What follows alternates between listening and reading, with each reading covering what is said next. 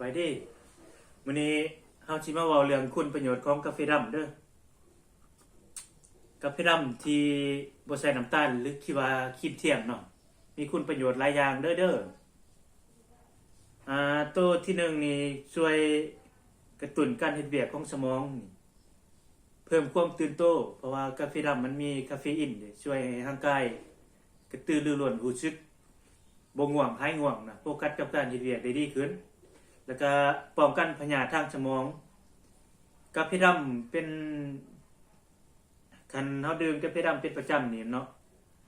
มันอาจช่วยลดความเสี่ยงของพวกความจำเสื่อมหรือว่าอัลไซเมอร์นะและพวกพาร์กินสันพวกผู้สูงอายุเนาะตัวที่2นี่ช่วยในการลดน้ำหนักได้เผาผลาญไขมันได้ดีนี่เพราะว่ามันกาแฟดำกาแฟ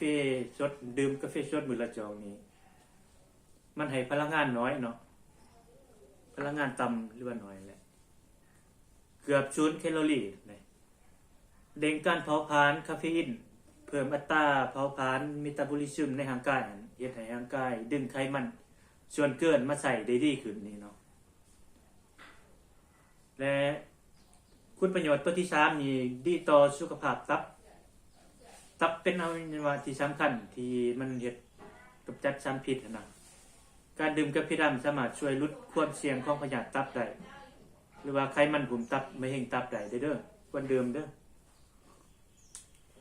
อันนี้กาแฟสดนี่ตัวข้อดีตัวที่4นี่คุณประโยชน์ตัวที่4นี่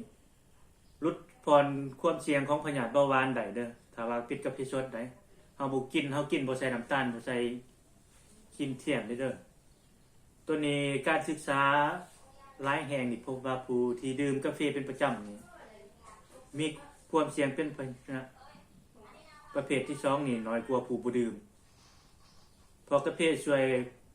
ควบคุมระดับน้ำตาลในเลือดได้ดีเลยตัวคุณประโยชน์ตัวที่5นี่แม่นมีสารอนุมูลอิสระในเม็ดกาแฟนะอุดมสมบูรณ์ไปด้วยสารชะลอความเฒ่าแก่ได้ดีเลยพวกที่ดื่มเนี่ยเฮ็ดให้หน้าอ่อนกว่าวัยเด้อลดพรการอักเสบในร่างกายแล้วก็เสริมสร้างภูมิคุ้มกันได้เด้อแต่ว่าเคียงข้างจุดดีก็ยังมีจุดอ่อนเด้อดื่มกาแฟหลายนี่ขอควรระวังนี่บ่ให้ดื่มกาแฟหลายกว่ามื้อนึง2 หา 3 จอกเด้อควรดื่มมื้อนึงมื้อละจอกหา2 จอกเท่านั้นถ้าดื่มหลายกว่านั้นบ่ได้มันอาจเฮ็ดให้ใจสั่นหรือว่านอนบ่หลับกระวนกระวายพวกที่มีปัญหาเรื่องกระเพาะนี่บ่ควรดื่มในเวลาท้องว่างเพราะว่ากาแฟดำมันมีฤทธิ์เป็นอาซิดอาจเฮ็ดให้เจ็บท้องได้เด้อเวลาในการดื่มนี่ควรหลีกเลี่ยงดื่มช่วงบ่ายๆแก่ๆนะช่วงยามหัวค่ำก็บ่ให้กินเด้อเพราะว่าอาจเฮ็ดให้